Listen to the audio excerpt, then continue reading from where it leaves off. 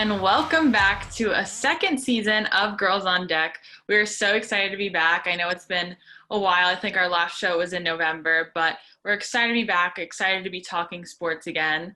Once again, I'm joined by Hannah Russo. Hannah, how are you? Well, how are you? I'm great. How was this time off? Did you keep up with sports and everything? Like, what'd you do? Of course, I kept up with sports. I was very busy watching what was going on in the NFL and college football, especially with what was going on with Trevor Lawrence and how that was going to play out. So it was definitely a very busy winter break.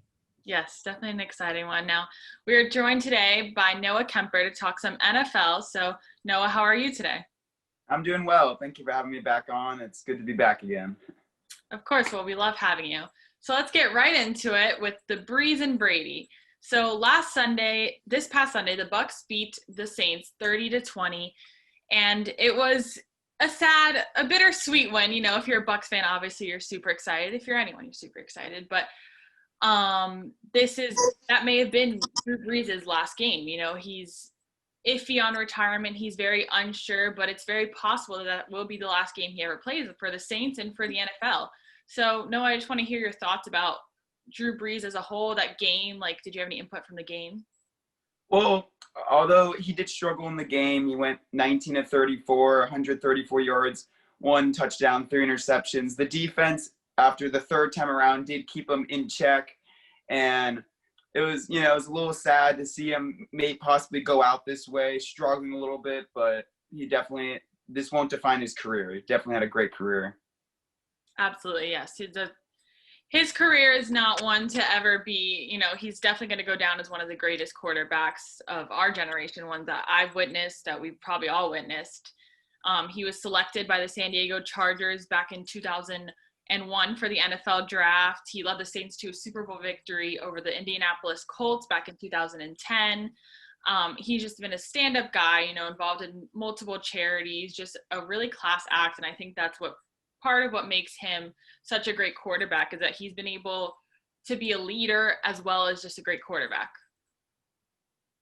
I definitely agree. And looking at how he ended his game, he gave the quote, "I'm going to give myself an opportunity to think about the season, think about a lot of things, just like I did last year, and make a decision."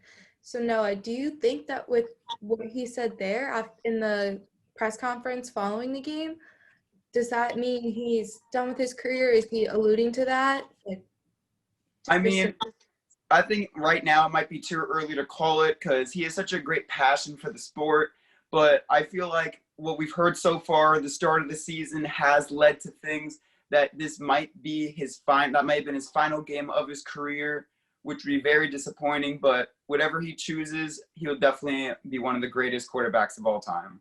I definitely agree with you, especially after 20 seasons, 15 of which he was the the Saints quarterback. Yeah. He would finish this season with the most passing yards in NFL history with 80,358 yards. He finished second in passing touchdowns with 571, and he has so many other stats just to finish off his legendary career. Exactly. He'll definitely be put up in the Hall of Fame for sure. Yes. Again, he's just always been a phenomenal quarterback. And if he goes out this season, it's not a losing season. He didn't make it all the way to the Super Bowl maybe, but it's, again, everything that Noah said. Like, it's just such an accomplished quarterback. And I think, whenever he decides to leave, he'll have made a name for himself. He doesn't have to worry about trying to keep that up anymore. I completely agree. Well, another thing that's been happening in NFL is as the season's closing out, new head coaches have been hired. A bunch of teams have gotten rid of the old and brought in the new, and I specifically want to talk about two teams in general. First, I want to talk about the Jets. They finally replaced Adam Gase, who has done nothing for them in one of their worst seasons this past season. So they immediately fired him, which Jets fans are overjoyed, I'm sure, and hired San Francisco 49ers defensive coordinator Robert Saleh. Now, Noah, what do you think of this? Do you think he's a good fit? Do you think this is going to be the time maybe the Jets can get going again? I thought the Adam Gase firing was long overdue, even though it's only been one season. Obviously a disappointing year, but I think that this is a fresh start, and when he stepped up as head coach, his first quote was "no shortcuts," which means he's ready to rebuild this Jets team. He's ready to do what it takes to get them to win again, because the Jets haven't experienced a winning season in so many years. So he might be the start of the rebuilding process. Absolutely. And I mean, that's all you can hope for. The Jets don't really have a lot of veteran players, no veteran Pro Bowl players except for, I want to say 2. So it's time, like the team, it's exhausting. If you're a Jets fan, you're exhausted at this point. You took Adam Gase, who was the Dolphins reject, and put him as your head coach for way too long. And now they finally got rid of him. They signed Robert Saleh to a 5-year deal. So let's just hope that maybe this is the time, and maybe they can work with Sam Darnold a little more. A lot of people, now that they're not number 1, most likely they may not get Trevor Lawrence. Maybe they could get Justin Fields. Either way, I think it's time for a new dynamic. I agree. I definitely agree. And I was going to say, he's up in the air. Other teams might be looking at Adam Gase to possibly be their offensive coordinator, because going into his head coaching career for the Jets, he said he was strong offensively, but we saw that they were very predictable this past season and they were very conservative in what they were doing. Do we think other teams are going to be able to pick him up and use him offensively, or is he done? Well, there were talks about at one point Alabama looking to pick him up, as they picked up Bill O'Brien. Nick Saban picked him up. So he doesn't only have to look to be in the NFL, as college teams might also be looked to scouting these NFL quarterback or these NFL head coaches that are struggling to find a spot somewhere else in the NFL. So I don't think this will be his last year. I think some team will need him and pick him up for now. Yeah, Nick Saban, if he gets him, he'll probably find a way to use him and turn him into a much better coach than he is now. I agree. Yeah, I mean, you can only hope that he gets better. You don't want to see anyone get fired, so you only hope that this may be just another wake-up call and get things back in order. Now, another team that hired an amazing coach is the Jags hired Urban Meyer, who led the Florida Gators to 2 national championships and Ohio State back in 2014. Now, I want to know what your thoughts on this are, Noah. Well, this is very exciting news for Jacksonville fans, for everyone, because Urban Meyer in college football had an 187 record, 187 wins to only 32 losses, which is a great record. And he quoted that he has been researching and preparing a full year to get a shot at an NFL head coach. And I'm very excited to see what he does with this 1-15 Jacksonville team. They do have the number 1 pick in the NFL draft. So if it's either Trevor Lawrence, Justin Fields, or Zach Wilson, I think he will get this team turned around. He has brought 1 assistant coach from Ohio State, which is very exciting to see. Although college head coaches have struggled in the NFL, like Nick Saban with a 15-17 record in the NFL and Steve Spurrier with a 12-20 record, I do believe Urban Meyer was the right choice, and I think he will get this program turned around. Yeah, I couldn't agree more. I mean, growing up a Florida Gators fan, I saw him lead the Gators to both victories, and he's just a class act guy, and I think he's someone that's eager to make teams win, and Jacksonville is a team that's eager to win. If they get Trevor Lawrence, they have this new head coach Urban Meyer, I think that would be phenomenal for them. I think this is finally the time where like Jacksonville fans can be excited. That's a big move. Looking forward to their future. Yeah, and Jacksonville fans are already getting excited. Ticket sales for preseason or just season tickets in general have already been impacted. They're up 8 times where they were last year at this point. That's awesome. So it's showing something, and hopefully with COVID and everything, you can get fans back in the field and maybe get that that dynamic back, that energy on the field. So yeah, I think he's going to be phenomenal for Jacksonville, and I hope for the Jets as well that Robert Saleh is just as phenomenal. And I kind of like all the new head coach hirings, all these hirings. I think it's exciting. It keeps things new and fresh. Fresh faces. Yes, absolutely. Now, The big games this upcoming weekend are the AFC and NFC championships. This will determine who goes to the Super Bowl. Now, the AFC will be versus the Bills versus Kansas City, and the NFC for the Bucks versus the Packers. Now, what game are you most excited for, Noah? What game do you think is just going to be absolutely crazy? Well, I'm excited for all of these games, but I'm actually excited for the Sunday morning game where it's the Tampa Bay Buccaneers versus the Green Bay Packers, because it's Aaron Rodgers versus Tom Brady, and this might be the last time ever that we could possibly see this matchup. And I'm very excited because both quarterbacks have come off great seasons. Last week, Aaron Rodgers torched the number 1 Rams defense with 296 passing yards, 2 passing touchdowns, and 1 rushing touchdown. And Tom Brady just took down Drew Brees, one of the greatest quarterbacks in NFL history. And this will just be the clash of 2 great Hall of Fame quarterbacks. And I'm very excited to see this game play out. Absolutely. I think, Bucks fans and Packers fans, they have great records this season too. So I think, it's going to be an exciting game and exciting to see where it goes. And even with the Bills versus Kansas City, you got to hope that Patrick Mahomes comes back totally fine. He had a concussion, so you don't know what's going to happen there. So I think anything can happen, honestly, and it's kind of exciting that way. It keeps you on the edge of your seat. That's what I love. Oh, yeah. If honestly we look at it, these were games that were played back in week 6 of the regular season, with the Chiefs taking the Bills 26-17, I believe. And then the Bucks taking the Packers 38-10. So these were games that we've seen before, and we've seen these quarterback matchups.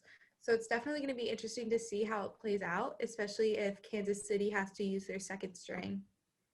Definitely. So it's exciting, but now I want everyone to make their predictions. Your AFC and NFC predictions. Who's going to the 2021 Super Bowl? Noah, let's start with you.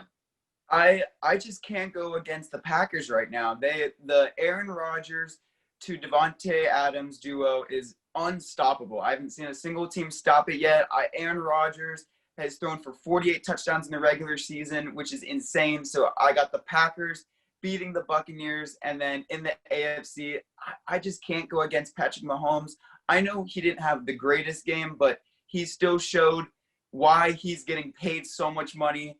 And if he's healthy and playing the game, I can't go against the Chiefs. So I got the Packers and the Chiefs in the Super Bowl. And honestly, I have the Packers winning it all. Okay, all right. Bold prediction over here, Noah. Well, Hannah, what about you? Hannah, what are your opinion? My opinion is for the AFC Championship, I think the Bills are going to take it. I know a concussion takes a long time to heal from if you're not going through the proper treatment and everything. And with a hit like the one that Mahomes took on Saturday, I believe it was, he shouldn't be playing right away. So I think the Bills will take it, and honestly, they deserve it. It's been since 1993 since they've made a Super Bowl appearance, so it'll be great to see them there. And as far as the NFC Championship goes, I've been a Bucks fan ever since I was a little girl, so I'm going to go ahead and say the Buccaneers, and it'll be great to see them play in their hometown, in their home stadium for a Super Bowl title. Yeah, I mean, that would be pretty cool. It'd be the first time that's happened, so that would definitely make history. But for the AFC, I'm going to have to go with the Bills as well. I think, it's their season. They've been eager. They've been playing absolutely phenomenal. So I think they take it over KC. I think they find Mahomes' weak spot. And then I have to agree with Noah on the NFC, but the Packers, I think they're just too unstoppable right now. The Bucks are a great team, but I think when it comes down to it, the Packers are going to really take it. And I could agree that maybe the Packers take it all. So we'll see what happens. Well, thank you so much, Noah, for joining us. It's been a pleasure as always. And when we come back, we're going to be joined by Kennedy Collins to discuss some NBA hot topics.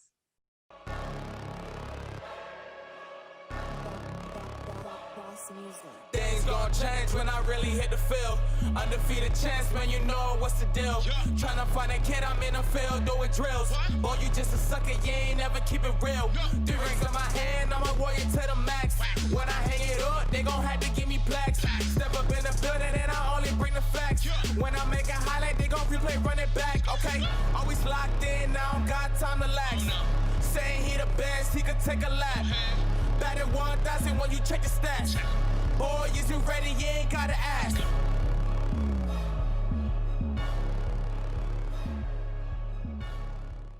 Hello and welcome back to Girls on Deck. We are now going to get into some NBA talks with Kennedy Collins. Kennedy, how are you? I'm doing well. How are you guys? Fantastic. Good. Excited to talk. I mean, the NBA has been buzzing lately. I mean, the big news is James Harden to the Brooklyn Nets. I mean, after a lot of scandal and him saying things about the Rockets and this and that, he finally ends up on the Brooklyn Nets. They now have a big three. It's a money-making deal. What do you think of this? Do you think it's the right fit for the Nets? Well, I think the Nets are a team that have always had younger talent. They've been always kind of looking for that star. I mean, Karis LeVert stepped up, but he's still a younger player. Of course, Jared Allen is the same. They've always had younger talent. Then bring Kyrie in. Of course, they were looking for that star. Kyrie's one of those players that can be hard to work with sometimes, but we saw that they meshed with them well too. Bring Kevin Durant in. I think they realize, okay, we have the ability, if we want to get rid of some players and to maximize on our potential. I think it was just a big risk for them, and they just kind of went for it. I mean, the Rockets had a lot going on with James Harden, but at the end of the day, you put $44 million into a guy, you're going to want the best out of him. So the Nets capitalized on it and said, you know what, we're gonna pay him. We're going to bring him in and see what he's going to do. They're having a fairly new coach, Steve Nash. So it's going to be interesting to see the dynamic and how they all kind of grow together. You can go back to like Eric Spoelstra with the big three. He was a young coach and he kind of was able to figure that out. So it's exciting to see. I mean, hopefully the Nets can kind of figure it out, get the attitudes in check. That's another thing, you have big names comes with big egos. So, put all that aside, and I think it could work for them. It's definitely going to be something that we have to watch, because I know James Harden was really interested in working with Steve Nash, and although he had a good relationship with his former coach, he was ready for something new, and he was ready for a team that had more chemistry and more talent than what he had at the Rockets. Definitely, and I think with James Harden too, it's not new to see him and Kevin Durant working together. I mean, 9 years ago they were playing, which feels like forever ago, but almost a decade ago they were on the same team. And of course we know the chemistry that they have, just playing for the Sonics and then moving down to OKC and then just seeing how they've grown as people. I mean, you're going to expect really good games. KD is arguably one of the best players in the NBA currently, and he forces players like James Harden, who tend to be selfish with the ball, to be selfless. I mean, he's a guy that's everywhere on the court and can do it all. So yeah, with KD and James Harden, I just think you're going to expect exciting games. Now adding Kyrie to the mix, I don't know how that's going to work, because Kyrie can be a bratty player to say the least. But I'm very excited just to see how Steve Nash can coach these bigger names, especially being a head coach for his first season. Yeah, it's definitely going to be interesting. And I think, going back to what you said, I think Harden and Irving are going to be it's interesting dynamic to watch. Hopefully it works out. But I think the addition of Kevin Durant in that mix is going to be very beneficial. He's going to be the one that's like, all right, guys, let's figure this out now. So I think that'll be interesting. And, hoping Kyrie is back and better. He said just recently that he just needed a pause, and he's happy to be back after missing 7 games. So what did you think of that whole outburst? Is he just needed a pause and so he leaves? I don't know. Like I said, Kyrie's always been one of those players that has had a lot of off the court issues that have always come about. Not necessarily that he'll get in trouble, but he has an ego, to say the least. I know Steve Nash had said, it was personal reasons. We've seen that he's violated the bubble for breaking the COVID regulations that they have in place. So I'm not 100% sure where Kyrie falls, whether it's COVID or personal reasons. I mean, last season we saw Paul George opened up about mental health and what, playing in these types of situations do, but they're not playing in a bubble anymore. You're not in Orlando, isolated from your family. You have access to the outside world. You have access to help. if you want to get it. So I think with Kyrie, it's more so it might be because of James Harden. It might not be. I'm not really sure what the personal reason is coming into, but if it is something, personal where you feel like I'm not going to be able to play because of things that are going on in my life, you have the option to opt out. You don't have to play.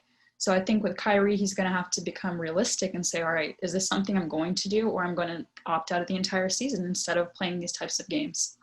Absolutely. And I think, something that I'm thinking, I'm like, you can only do that and get away with it because you're Kyrie Irving.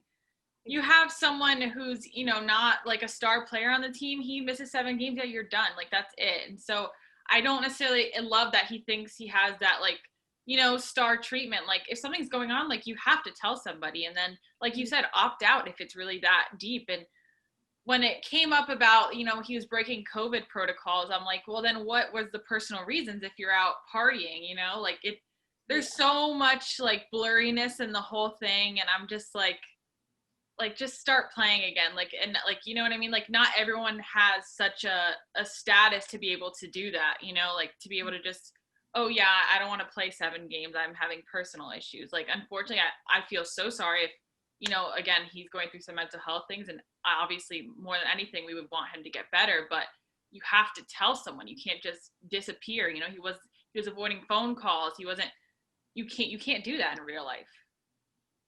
No, exactly. And then the NBA started to be more serious about it and take more strict measures towards it. They started to fine him. And I know after like 2 of the games he missed, he was already out probably $900,000 from his $33 million.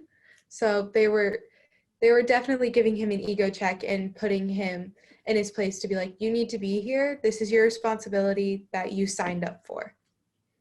Absolutely. Yeah, so between that, just Kyrie in general breaking COVID protocols, now we go into the NBA as a whole breaking COVID protocols. You had 16 players returned confirmed positive tests just in this last week since January 6th, I believe. It's 14 games have been called off. What's happening? They're out of the bubble now and things are happening. I think having that access to anything that you want is definitely a temptation. I mean, at the end of the day, these are still men. A lot of them are young men. But what's surprising me the most is that we're seeing the veterans do it. James Harden, Kyrie Irving, just so many other names that are bigger players that have been in this industry for years that are breaking COVID violations.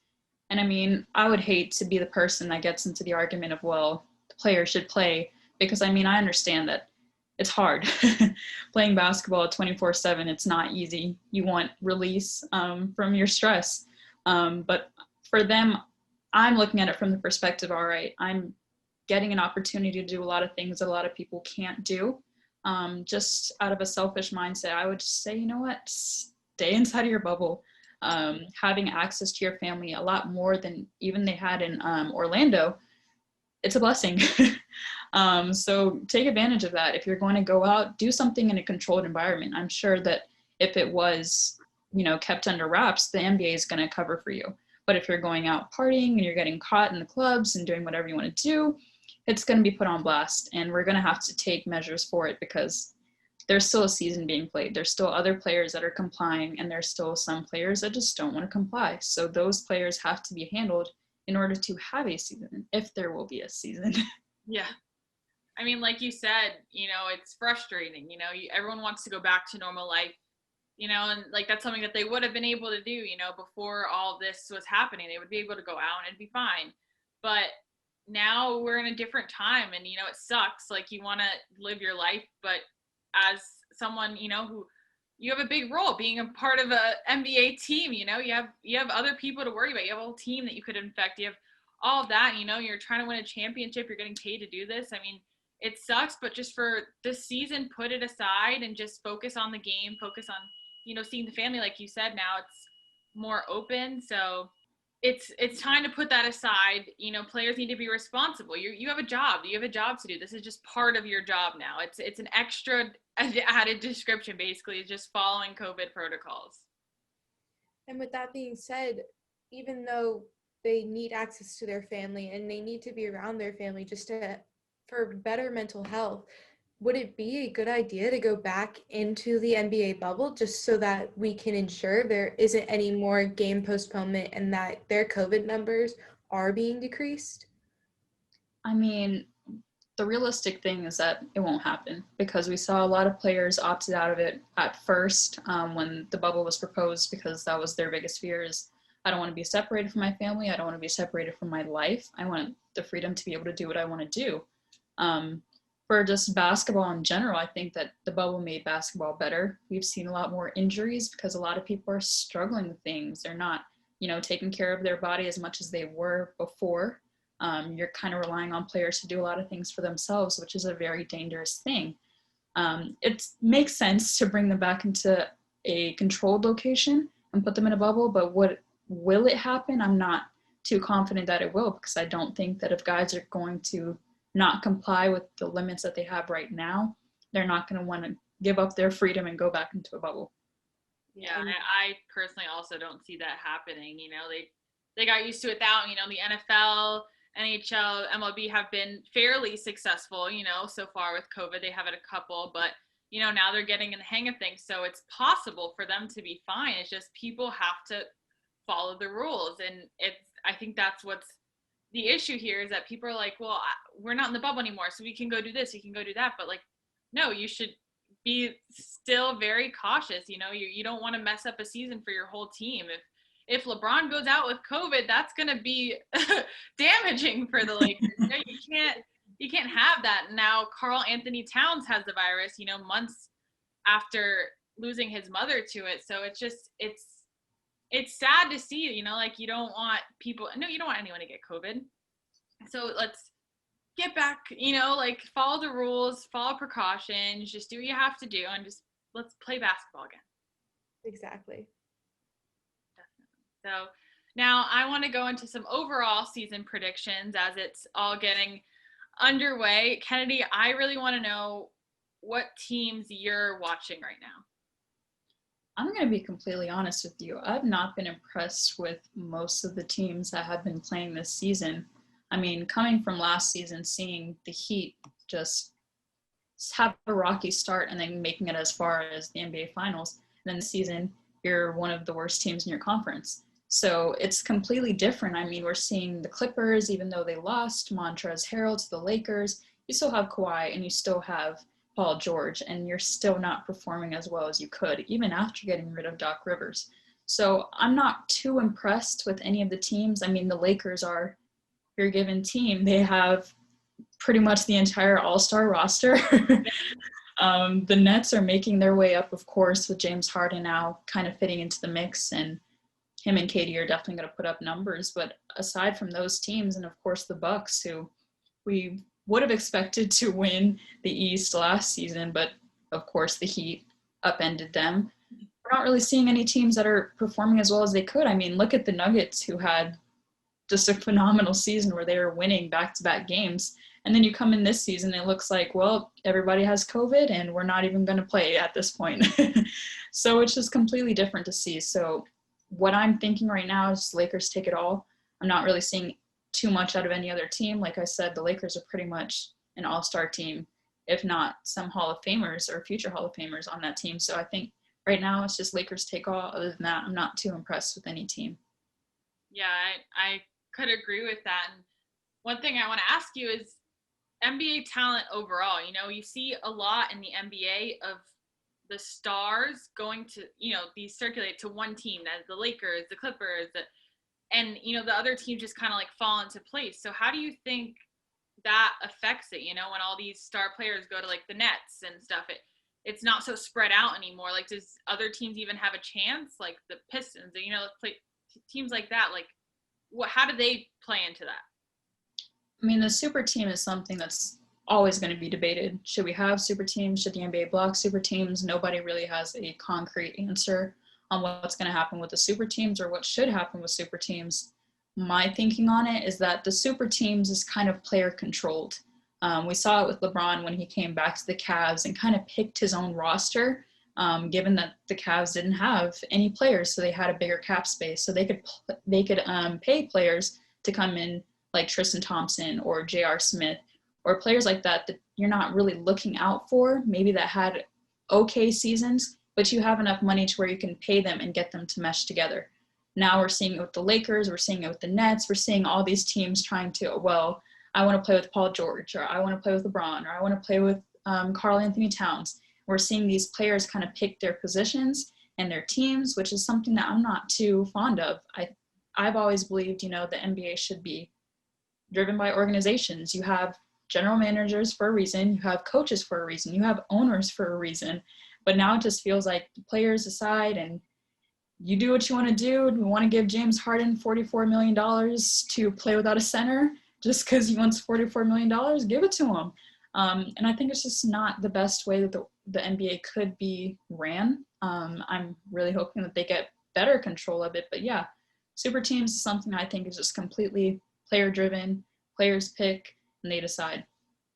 I couldn't agree more. I think it makes it less exciting. Like, you go into this new season, you're like, well, I know who's not going to win. Like, there's no, whereas in football, anything can happen. There's always that term, any given Sunday. Anything's possible.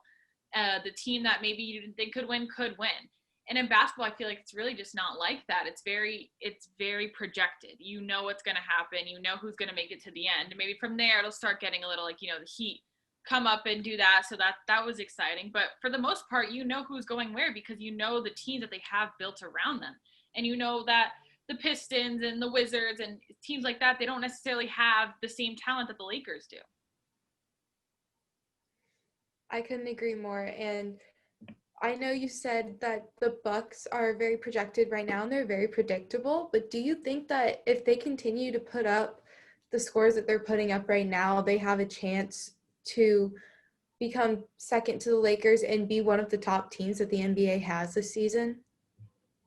Well, with the Bucks are playing in the East. So, the East is always considered the weaker conference, even though it's always been the conference that's had the less amount of superstars that go there.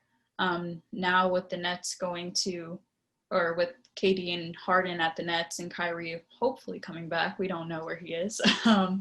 It's going to be completely different. The West is one of those conferences for the Lakers that it's a little bit harder because you have teams like the Clippers, the Nuggets, the Jazz, just different teams playing in that conference that are going to be able to fight. But like I said, with a team like the Lakers, it's hard to really have any type of competition in that conference. I think with the Bucks, we know that Giannis is a phenomenal player. The Greek freak, he's an athlete. And just a really cerebral basketball player. So I do think with the people that he has right now, and of course they've been training up some of their players that haven't played, like DJ Wilson. So to see them kind of meshing together, bringing up some of their younger talent and just kind of molding guys to be able to fit into Bucks culture, I guess you could say. I think they'll definitely be a talented team that we can watch out for in the East for sure. I don't really see anyone outside of the Nets maybe challenging them, but other than that, when it comes to East-West, I don't know how they will compete with the Lakers, not as of yet. Okay, so they're definitely someone to keep an eye on, though, and just to see how they compete this season. Definitely. Well, thank you so much, Kennedy, for joining us. It was a pleasure having you, a pleasure talking about NBA with you. As a Heat fan, I have to hope that the Heat do a little better this season so they're not tarnishing what happened last season. And thank you, Hannah, once again. And stay tuned to watch us next week for more sports.